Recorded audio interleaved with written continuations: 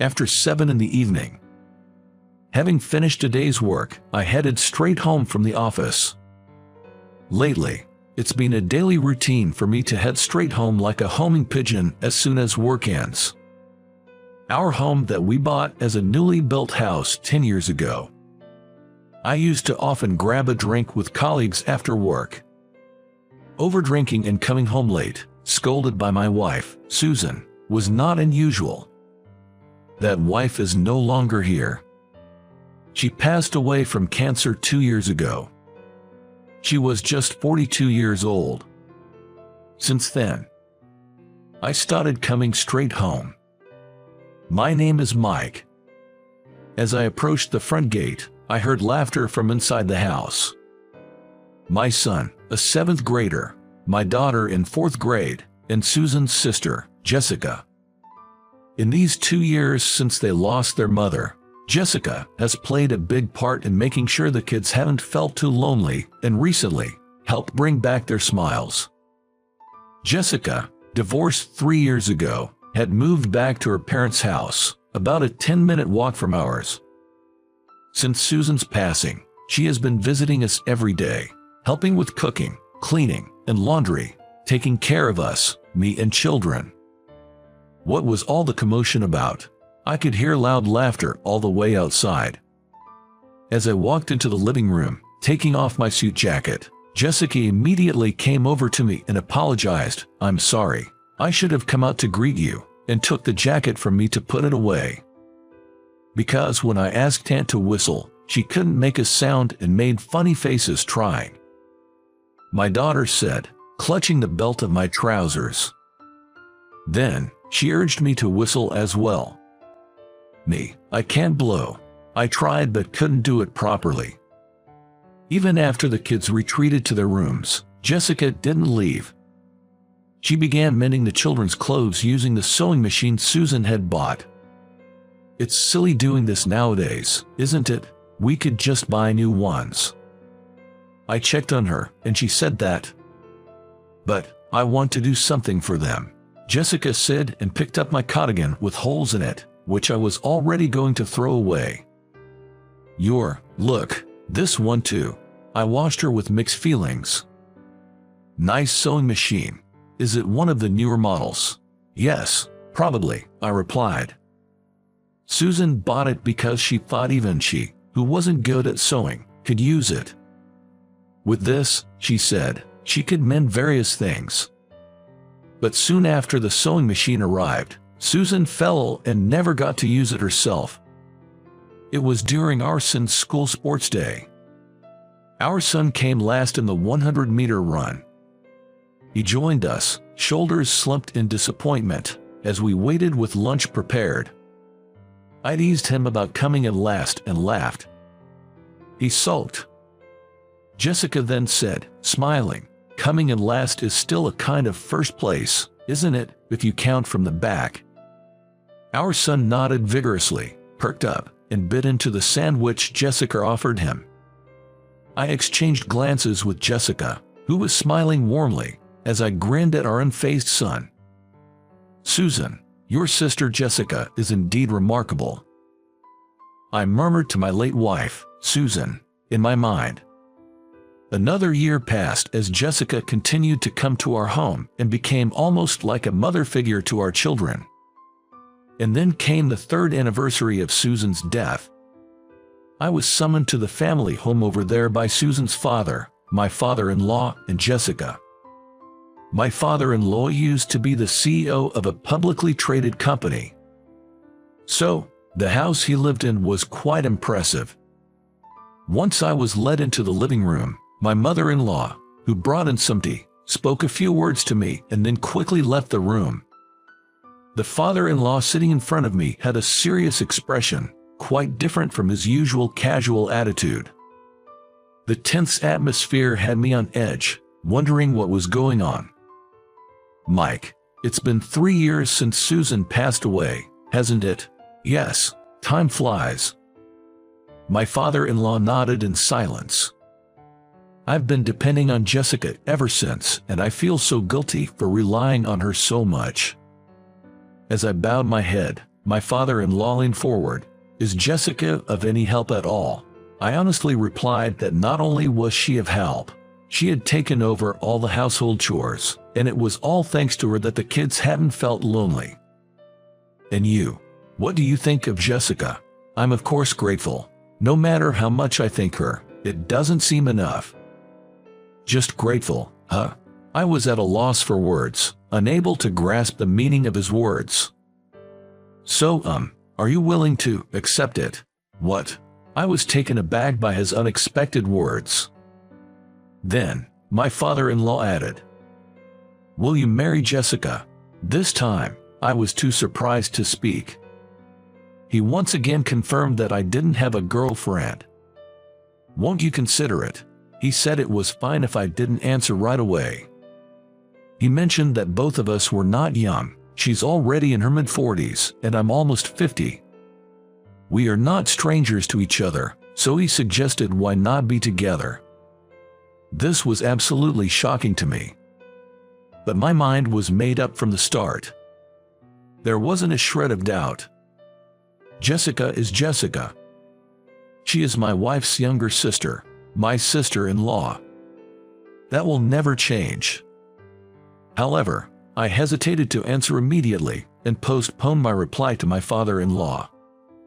But then, an unexpected situation arose. I was diagnosed with cancer during the company's health checkup. It was like I was seeing everything go black, thinking that after my wife, now it was my turn. However, after detailed examination, the doctors assured it was in the very early stages and it would definitely be cured. So, I was hospitalized for about 10 days. On the first day of hospitalization, when Jessica, who had come to accompany me, was decorating my bedside table with flowers, I told her about the marriage proposal from her father. I was shocked. "It's Jessica and me, you know. Is that so?" She shrugged her shoulders and lowered her head. I was thinking about how to refuse while being hospitalized. I don't know if the timing is good or bad. When I jokingly mentioned it, she bowed deeply and apologized. "I'm sorry. It's not something you need to apologize for, Jessica." When I told her this, she shook her head. If I had endured more and not divorced, even my father. It was her father who had introduced her to her ex-husband. He was an employee at the company he valued, and Jessica had met him several times before deciding that she could marry him. However, once they started their married life, it became apparent that his intentions were to win over his father-in-law, who was the CEO. He often left home and had a bad reputation among women. Moreover, he acted irresponsibly in the company, taking advantage of his position as the CEO's son-in-law. My father, he was deceived by him too. After the divorce, he had apologized to her when she returned to her parents' home. So, I think my father feels guilty towards me. That's why he made such a request to you. I too had, vaguely, heard not so good things about Jessica's ex-husband. I can understand your father's feelings, but a relationship between you and me is out of the question. When I blurted this out, she turned to me resolutely. Exactly, you're absolutely right. I'll convey this to my father. Yeah, no, but wait, I'll say it myself when things settle down. I was the one who had received the consultation from my father-in-law. I thought it was proper for me to respond myself. The day of discharge arrived. Jessica had offered to come to help, but I politely declined. Having nothing to do during my hospitalization, I spent the day lost in thought. I wondered if my indulgence with Jessica was the reason my father-in-law had come up with such an absurd idea. Therefore, I decided it was best to gradually distance myself from Jessica. I took a taxi from the hospital to my home. I called Jessica on the way. "It's all right, you don't need to be here tonight. I'll order some pizza, the kid's favorite, as a celebration for my discharge." When I conveyed this, she quietly responded, "Understood." That night, as I had told her, while having delivery pizza for dinner, I asked my children if anything had changed at home while I was hospitalized. "We were totally fine even without you, Dad." "Really?" Even my daughter nodded yes in agreement, so I burst into laughter with the kids. I could tell that both my son and my daughter were genuinely happy that I had returned safely. However, Auntie was acting a bit strange. My daughter mentioned as if she just remembered. When I asked how strange, it turned out she had been drinking alcohol in the kitchen while preparing dinner. My son agreed. As far as I knew, Jessica was not exactly a heavy drinker, and she never actively chose to drink. I didn't know what had happened to Jessica, but I had an intuition. I was sure it had something to do with the marriage talk between her and me that my father-in-law had brought up. The next day, I contacted my father-in-law as soon as I could. He too had something he wanted to talk to me about. "I heard it from Jessica. She wants you to stop worrying unnecessarily. She's concerned you are troubled because of me."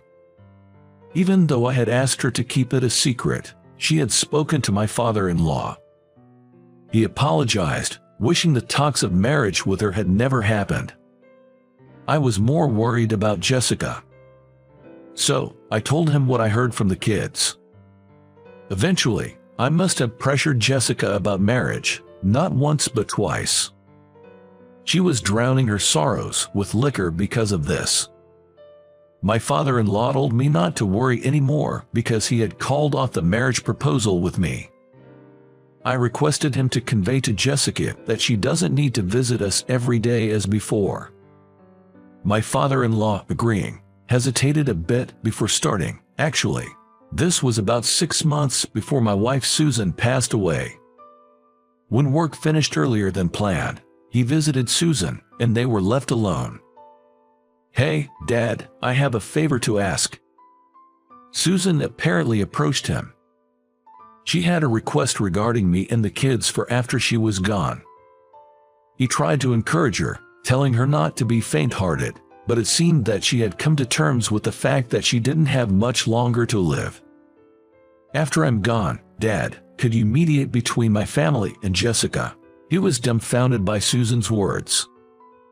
However, Susan continued calmly, lying on her bed, gazing at the ceiling. She can entrust the kids to her younger sister Jessica with peace of mind. Indeed, the kids had warmed up to Jessica, who often visited us. He was at a loss for words. He could have just agreed to soothe his suffering daughter. But he couldn't do that. To him, Susan nearing the end of her life, and Jessica seeking new happiness, were both his daughters. He couldn't casually agree without considering Jessica's feelings. While he was lost for words, Susan spoke again. "Also, it seems Jessica likes him, and not in a strange way," she said. According to Susan, Jessica often said this before she got divorced. How she wished her husband was a man like me. How she wanted to marry a man like me. He fumbled for words to respond to Susan. Then Susan, with a smile, said to him, "If he finds someone he loves, I'm fine with it, but it's still painful. I'm not that magnanimous, but if it's Jessica, maybe I can accept it." In the end, the discussion about marrying Jessica originated from my late wife, Susan. I felt infuriated after parting with my father-in-law. At him, at Jessica, and most of all, at my deceased wife Susan. I returned home with this rage. The moment I got back home, my daughter came to me and started fussing. "Auntie isn't coming, I'm hungry," clinging to me. I handed some money to my son and told them to go eat whatever they liked. Then, I went to the back room unconsciously and stood before the sewing machine Susan had bought. She bought it saying that even though she was bad at sewing, this machine would allow her to mend things. What is there to mend? In a fit of rage, I picked up the sewing machine and threw it against the wall with all my strength. I collapsed on the spot as all my strength drained away.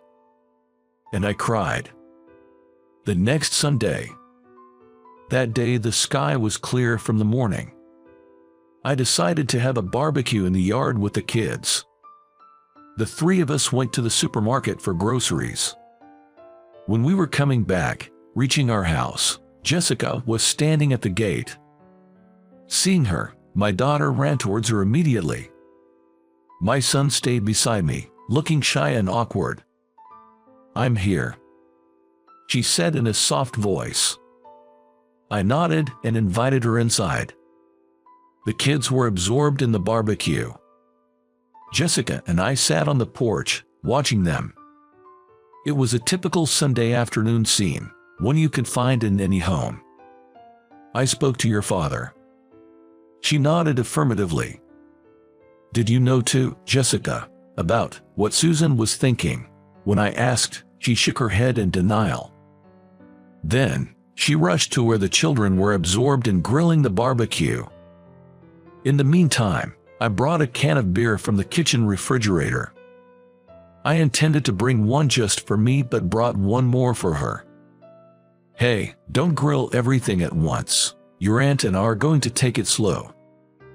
While calling out to the kids and sitting back on the porch, Jessica placed some grilled barbecue on a small plate beside me.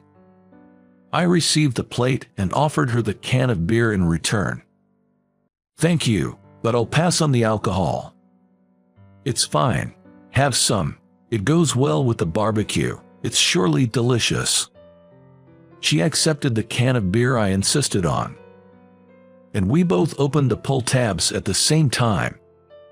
I didn't start coming here because someone asked me to.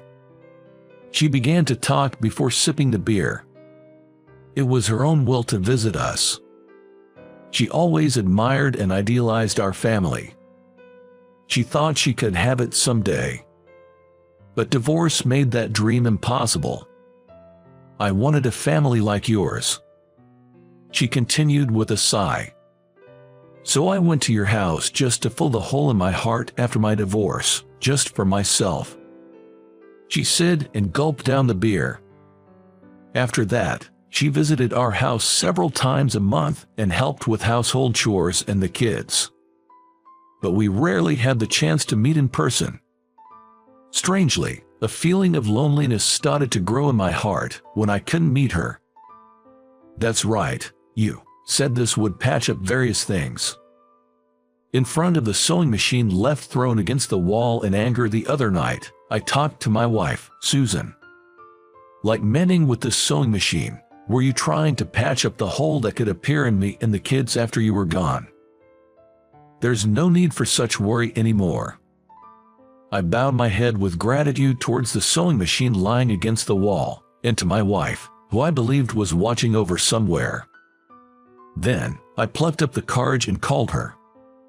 And I thanked Jessica again for all the time she had spent filling in for Susan, who had passed away. But let's stop this, all right? Such things. "Why, am I a bother?" she uttered in a flustered voice. "No, it's not that. So first off, let's drop the brother, okay?" She fell silent. "I'll stop calling you Jessica too. Let's start with Jess at first. So, can you call me by my first name, too?" While I was nervously waiting for her reply, she responded, "All right, Mike."